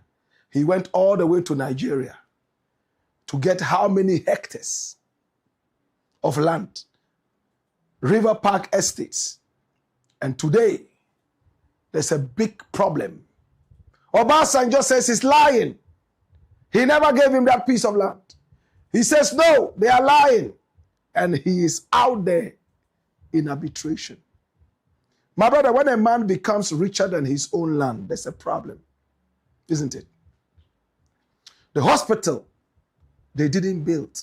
They rather use the money to balance IMF, whatever, in his own words. He has gone to invest in South Africa, invested in Nigeria. What are the investments of Sam Jonah in OBUASI? Maybe he himself did not see OBUASI being good enough to support his investment. Maybe. It bothers me. People think I should have been the one to transform OBUASI town. Listen to this. He says it bothers him that people think that he is Sam Jonah because he was born and bred and he made money in OBUASI. He should be the one to transform it. Well, everyone is waiting for somebody to take the stone off the road. This is OBUASI. The oldest gold mine, commercial, according to what he said, in the whole of Africa. Yet these are the roads. older than the mines in Johannesburg. Today, Johannesburg is even prettier than Paris. I've been to Johannesburg. I know Johannesburg. Joburg. Watch this. Look at the roads in Obuasi. Yet, the biggest gold mine in Ghana is there. Sam Jonah is from there. The Queen of England is honoring him. Ghana has honored him. And the question is, for what, actually? For making money for himself? Or making money for Ghana? Or both? From his story, he made a lot of money for Ghana. And when he suggested that a mere hospital, one hospital should be built in honor of Obuasi, he said the government said, no, we need money to pay off this. He could have done it because he has proven beyond all doubt by investing in South Africa and investing in Nigeria, which went sour recently, that Sam Jonah probably could have built that hospital. But no. Who wants to build a hospital in an area that has deplorable roads? You need a man with a big heart. A man who really respects where he comes from. A man who really feels deep roots to the area. My brother, my sister, that is the kind of man who can fix or try to fix some of the problems. But all they did was to go and exploit Obuasi, take all the gold from there, get foreign interest done to the point that the Queen of England puts a certain whatever around his neck in honor, and Ghana also honors him. But the people of Obuasi, are they proud of Sam Jonah? His navel, his umbilical cord coming out of his navel is probably buried in Obuasi. Has he honored Obuasi enough? Or it doesn't matter? What are Sam Jonah's investments in Ghana? At least we have mentioned investments in South Africa, in Nigeria. How about Ghana? Now, when I saw this thing, I decided that we should look at it. Do we still believe that charity begins at home? Or do we come, milk our own country, take out the money and go in and invest elsewhere? I'm interested in knowing. Do we still love our country the way we should love it? The Queen of England knighted Sam Jonah. 2 years later, no, 3 years later, before Ghana gave him an honor. Many people believe that he actually collapsed the mine here in Ghana. But here he says he's proud of his record in Obuasi and all that. The debate continues. Is Sam Jonah a true son of Obuasi? Sam Jonah, has he been a true son of Obuasi, the gold hub? Has he been a true son of Ghana?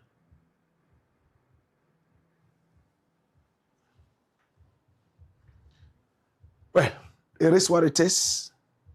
And Ghana shall prosper. The youth coming up, it's time to go headlong in the development of this nation. It's time to be intentional in the development of our land. Or do you want to make the money here and invest elsewhere? It's the Black Pot, aka KOKU. And here we speak truth to power. When we return, we have a final story. Hey-ya! Hey-you! Wayo!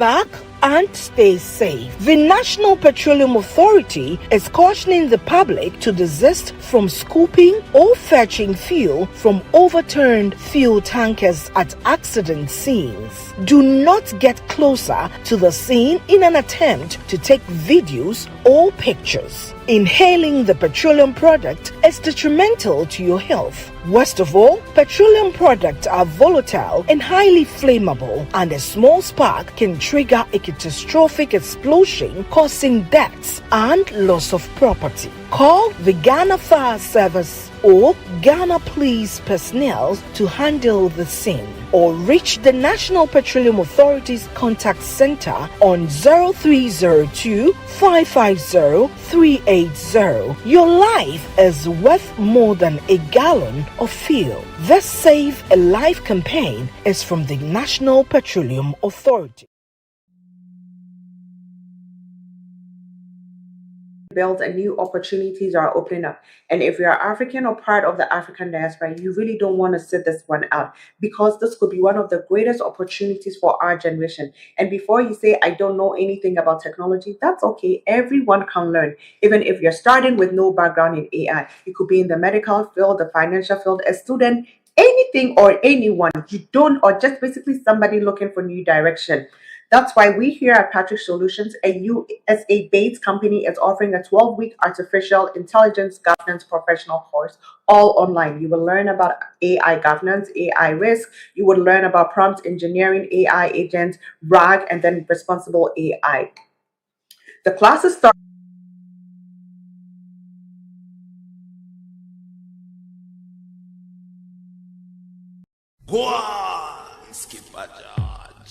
Blackpot, KOKU show them.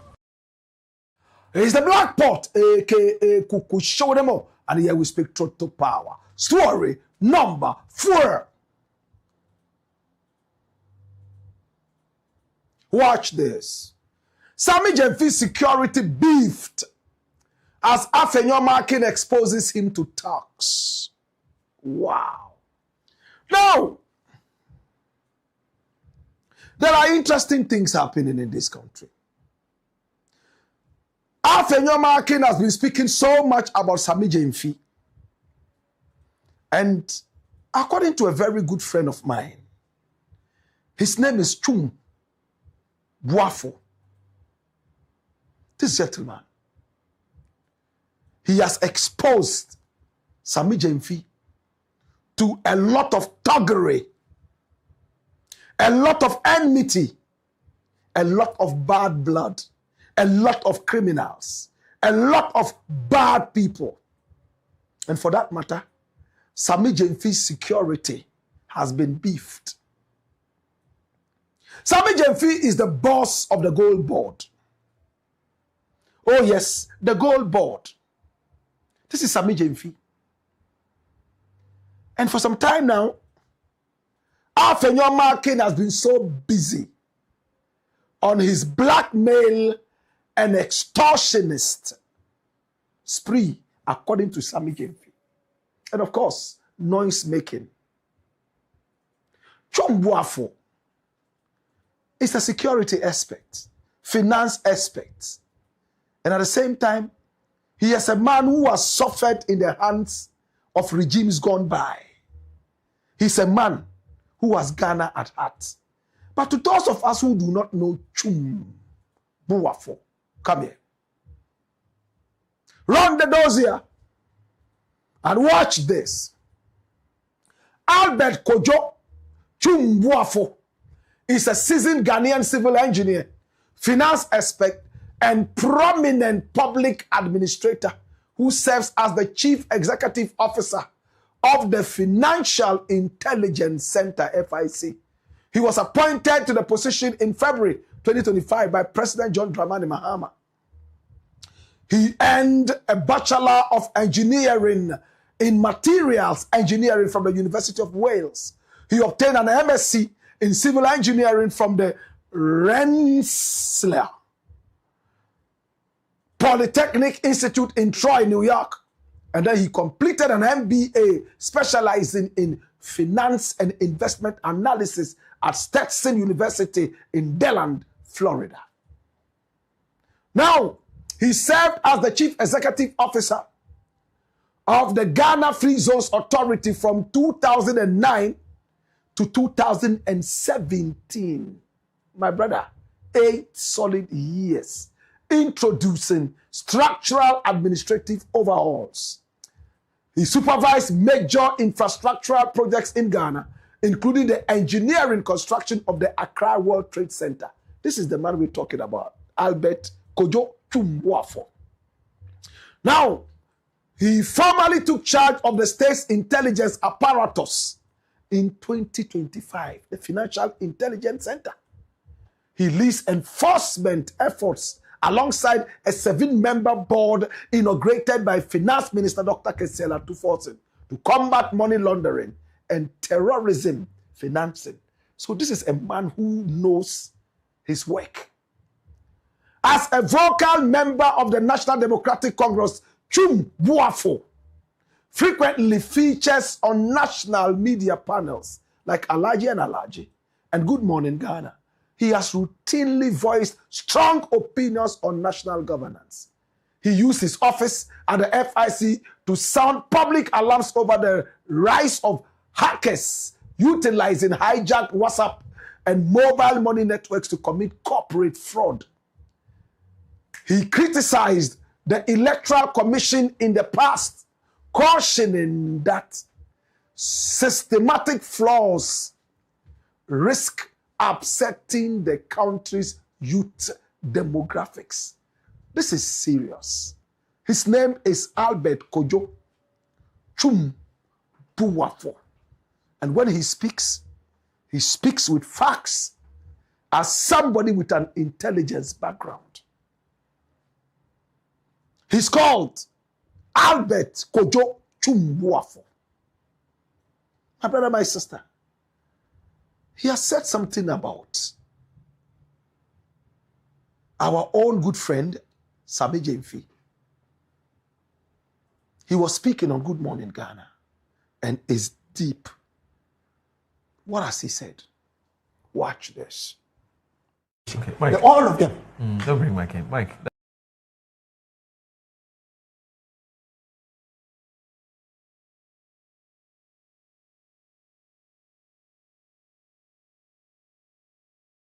You see, I don't think anybody has any problem with the minority in parliament holding the government to account. In fact, I think that it is very, very important that that happens. But when the minority leader, my own friend at AFENYO, goes and stands in front of a microphone and threatens the well-being of a CEO of a public institution, that's unfair. Because you are already telling the public, right? SAMMY GYAMFI, as we speak today, he has had to increase his personal security because of the things that they say. That you, when you come, ask for your bail party. I mean, what is that for? Say that you are not happy with what is going on. Say that you are not happy with the concept of gold bond. Even tell us that when we come to power, we will prescribe gold bond. Of course, when they come to power, they'll be scrambling over. I mean, if in the truest tradition of the MPP, when they come to power, it will be the president's relative. You know, the cabinet filled with the president's first cousins. It'll be one of his first cousins who will go and man gold bond so that they can steal. That is what they do. Right. For them, it's all about winning power so that they can line their pockets. Then when they finish, those that they will not give some of the money, they wake up in the morning and send them here. So if he won't come, it will be Fifi Boafo. If it is not Fifi Boafo, it will be Agbedefu.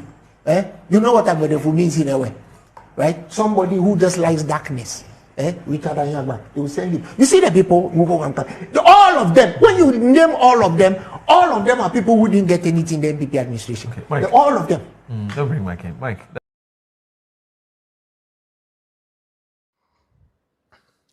When power changes hands, we will come after you. We know where you live, you Raymond Archer. And when we get you, and he's running away from legal arrest. AFENYO-MARKIN says, when we come, your bail bond will be like the Mississippi, huge. Well, this is a financial security person. Financial intelligence. He picks intelligence.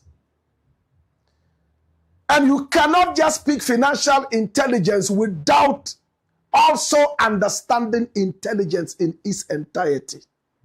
He says SAMMY GYAMFI must have his security beefed, and it has been beefed. Now, my brother, my sister, if you claim that a man has traded and lost billions of Ghana cedis, and you claim that this person is corrupt, indirectly, what you are saying is that he has a huge amount of money sitting somewhere for his personal use. If you are corrupt, and we are told that you've lost billions, at least you should have some chunk of the billion sitting somewhere. You are unleashing enemies on this person. Now we are hearing that there's blackmail, an aspect of extortion in all the noise making. Should SAMMY GYAMFI take his security seriously? Of course, yes. He just lost his wife's father. As to whether it was just targeting or coincidence, we don't know. And we will not joke with this. Is somebody targeting SAMMY GYAMFI? Is somebody angry that has made Ghana allegedly lose billions of Ghana cedis, 22 billion and over? 1.2 billion American dollars and even more. My brother, my sister, is this angry person looking for SAMMY GYAMFI? How many more such angry persons are there? This is what Chumbafo is talking about. That these things can make the CEO of Gold Board very insecure. And for that matter, he should be worried, yes, of shadows after dark. Well, to SAMMY GYAMFI, much as we continue praying for you to have the wisdom to run the Gold Board and praying also for your safety, let's look at the physical aspect of your safety. And I know the national security will do the needful. And thanks to Chumbafo for drawing our attention to this aspect of the whole conversation. It's the Black Pot, aka KOKU, where we speak truth to power. Story number 5. Watch this. Cheddar gets back No.1 Oxford Street via High Court ruling today. We all remember Azad Kola, don't we? Kola Holdings. His father, Bakir. This is Bakir. Has handed over a lot of the running of Kola Holdings to his son, Azad Kola. This guy. They are Kurdish, British. You remember when Saddam Hussein was terrorizing the Kurds in Iraq? Killing them, we were told, with chemical weapons and all that. The Kurds, a lot of them sought asylum in England. His father was one of those. He had a business deal with Cheddar, and obviously it went bad. My brother, my sister, and then they went to court in England. They came here.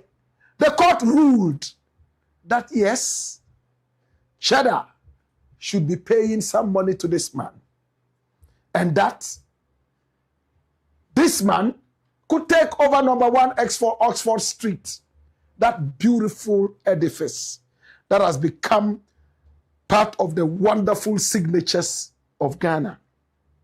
No.1 Oxford Street, this beautiful edifice. Now we all saw writings on the wall asking people to stay away. The keys were handed over to Azad Cole's people. Cheddar came to tell us that it was a business gone bad and he alone should not be paying that. Today in court, the judge by name, John Mark Nuku Alifu. This gentleman, his nickname is Booster. As to what he boosts, your guess is as good as mine.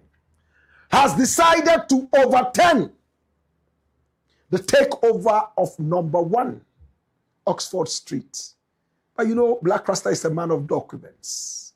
This is John Mark Nuku Alifu.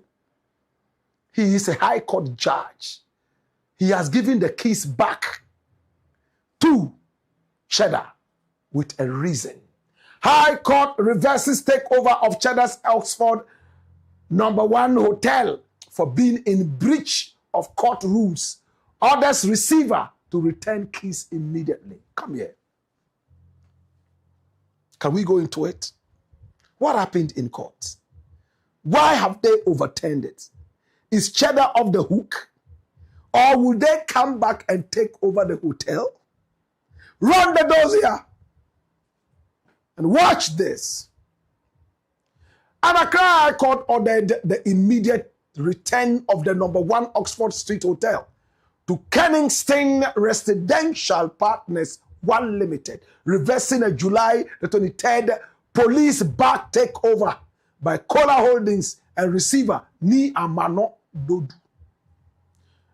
Presiding Judge Justice John Mark Nuku Alifu, aka Booster, ruled the seizure was unlawful and breached Court of Appeal rules. It happened today, Friday, August 21, 2026. Presiding Judge is Justice John Mark Nuku Alifu. Court directive, immediate return of keys, access codes, financial records, and possession back to directors, Kensington Residential Partners 1 Limited.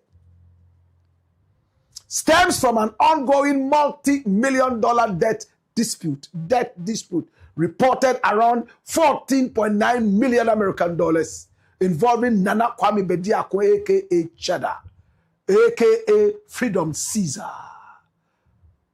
and UK-based Kola Holdings. But what necessitated this decision in court? Watch this. The Accra High Court's decision was necessitated by findings that the July the 23rd, 2026 takeover of the property breached standard court procedures and explicitly contravened the rules of the Court of Appeal. So the ruling is still intact. But the manner, the procedure, the hotel was taken over, the judge says is wrong. While a different branch of the High Court had originally granted a warrant for police assistance to enforce the debt collection, Justice John Mark Nuku Alifu's ruling focused strictly on the legality of how that receivership action was executed. If I say, okay, this guy is wrong, slap him 2 times, and then you go behind him and slap him, bah, bah. Say, no, you should stand in front of him so that he will see the blows coming. So, you are wrong. Therefore, you will be punished for slapping from behind. That is what it is. Now, the court determined that the execution of the takeover by Kola Holdings and the receiver bypassed mandatory legal processes required while appeal applications were active. Appeal applications were active, and these ones were bypassed. Yes, the ruling is still intact, but there is an appeal. But you bypassed this and went and took the keys to the hotel. The court ruled that the abrupt, forceful enforcement and total lockout did not comply with the formal rules governing receiverships and asset possession in Ghana. The determination emphasized that the manner of enforcement must not unlawfully disrupt an active commercial entity. It's a commercial entity. You disrupted it. You stop people from going in there. No. Its staff or its customers outside the bounds of exact legal authority. Now the ruling serves as a procedural correction rather than a settlement of the underlying debt. Procedural correction, like we said, is the procedure, not the ruling. It forces the receiver to return all control and submit a full account of the brief receivership period, while the broader $14.9 million debt dispute works its way through the appeals process. Following the order, the receiver filed an immediate appeal and sought a stay of execution. So the receiver also said, we don't like this. So we too, we have gone to ask for a stay of what the High Court has said. So they are in court. In the interim, the High Court, a branch of it, has said that hand over the keys to Cheddar and make accounts for him for the brief takeover. And then Azad and his people and the receiver here have also filed a stay of execution. In other words, no, put aside what this High Court has said because of A, B, C, D, E, F. At least this gives Cheddar a bit of respite. The debt is still in there. The High Court has already ruled on that Cheddar has to pay. But the procedure, according to Justice John Mark Nuku Alifo, aka Booster, has been bypassed.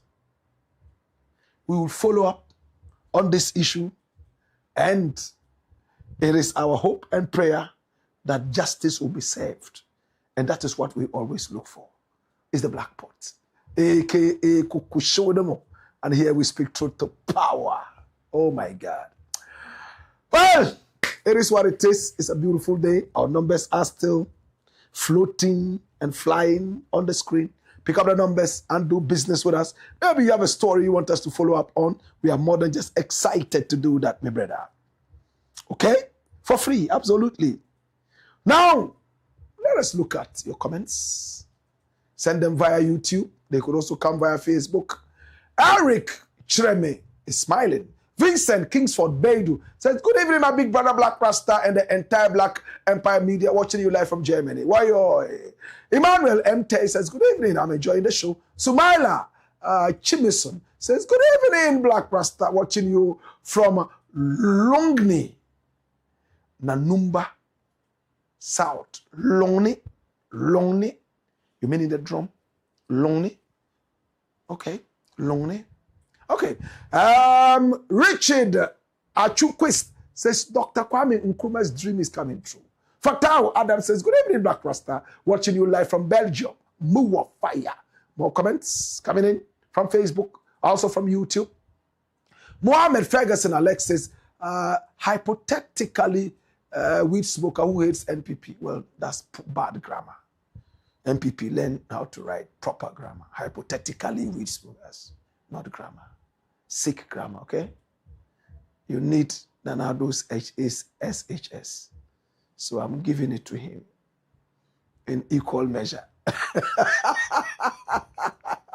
If you want to come and insult me, write good grammar. Ate. When you mean harata. Ata.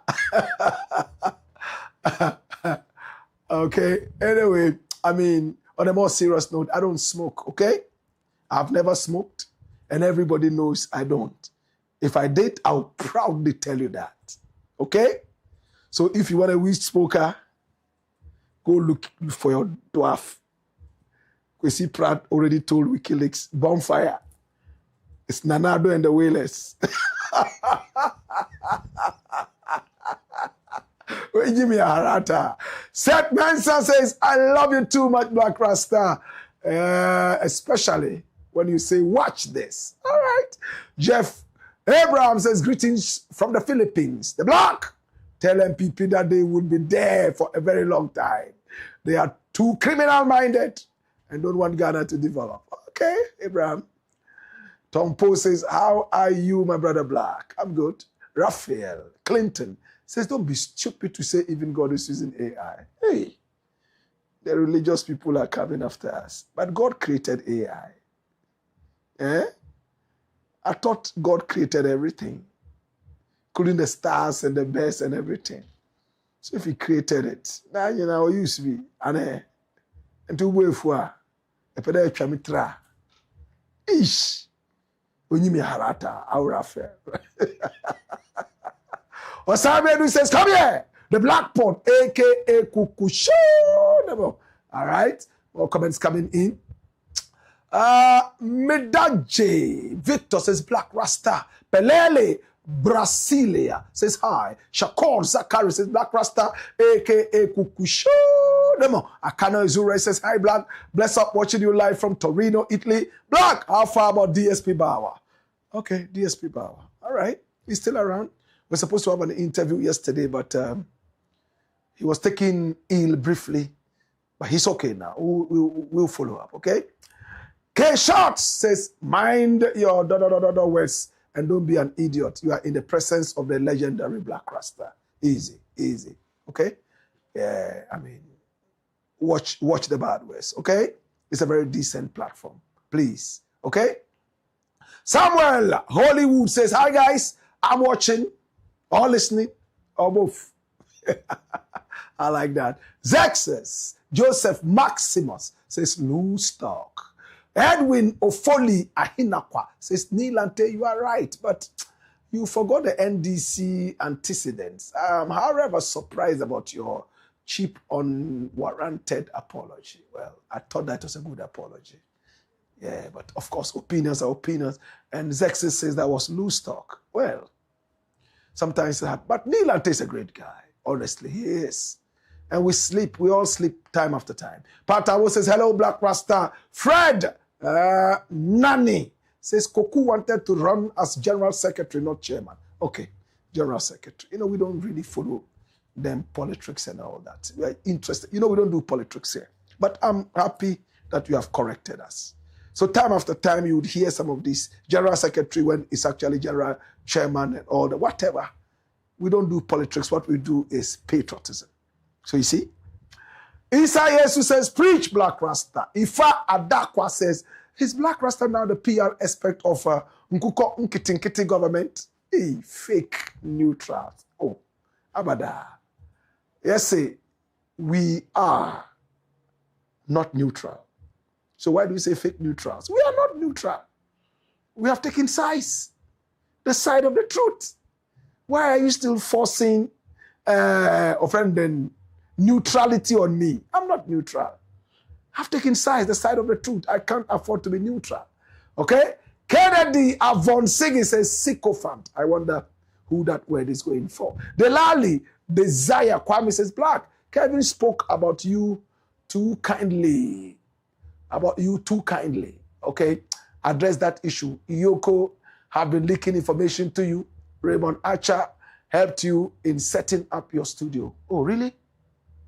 Oh, are you sure? Raymond Archer helped. Oh, maybe. this studio. You need somebody to help you. Say, are you sure? No, I don't believe this. Gyrophone. You're lying. Hey! And we don't have a touch screen. We have Bobo. No, you're joking. Tell me. But it's not April Fool's Day, is it? I don't believe. And Iyoko has been what? Leaking information? Oh, really? I don't want to believe this thing. Are you sure? Because as for journalists, we thrive on information. Whether it is leaked or poured or dropped, we thrive on that. That is why we can't give the sources of our info. So that's what all journalists do. If you wash your hands well, you will eat with kings. Okay? Yes, time after time, you have people in good positions who will trust you and give information that will help the country grow. I don't think it's a crime, is it? Delali, I suspect you. It's not true. Wait, David, Jaisa. Kamil Abuabu says, good evening, Mr. Blakk. The former MP statement was never intended to disrespect Sammy or the party. That's very true. Sometimes we find it difficult to disagree with people. But I believe it is time for us to listen to our elders, accept correction, and learn from our mistakes as a country. The government is focused, and we are determined to keep them in opposition forever. Thank you, Kamil. We appreciate that. He wants me to say hi to some people here, Alhaji Haruna Alidu, and then the CEO of Zongo Development Fund, Mr. Ishmael, and all that. We say thank you so much. We appreciate you. And he's Kamil all the way in Tamale, Abuabo. Yeah, that's my area. You know, Abuabo. He say Ababu. Ebenezer Ando says, Ebenezer Ando. Okay. Matullah Adam says, the Lali Desire. Kwame, how cheap, the Lali Desire, how cheap can talk be? Okay. Okay, well, I don't know, but I'll check it out. I'll call him and find out if he says things like, if he said it, I think I can see it online. At least he said it to some people. I don't think Kevin. I mean, Kevin knows the struggles. I don't believe you. I don't believe you. Can anyone confirm it on the platform? Akana Izura says, Blakk, I told you how this party called the NPP came to power. When someone like AFENYO-MARKIN still in the party. Okay, they can't come into power because AFENYO-MARKIN is still part of it. Okay. George Mills says, Kevin. And then Abdallah Baba says the propaganda is not working again. All right. Mustafa Muhammad Abubakar says Kevin and Black Rasta are all liars. Wow. That's breaking news. Woo! Agatha Asari says, so what AFENYO-MARKIN, what does he want the money for? F4 years to talk says, you'll be fine. Ebenezer Anders says, more fire. Roland Yao Akakbo says, let there be lights. The Henry Atia says, Blakk, have a nice weekend. May the good Lord protect you. Thank you. And greetings to the good people of Bolgatanga for NPP never again. And he says, fire. Rap Thunder says, welcome. Legendary Blakk. Black Thunder. Rap Thunder comes back. He says, the last class of the week. God bless you, Legendary Blakk. Thank you. Isaac Amankwa says, Blakk, keep the fire burning. More fire from the headquarters of the truth till Babylon go down in the bush. Thank you. Charles Arnie Alfred says he has no business apologizing on behalf of Sammy Gyamfi. Kudus Don1 says, watching you live from the US.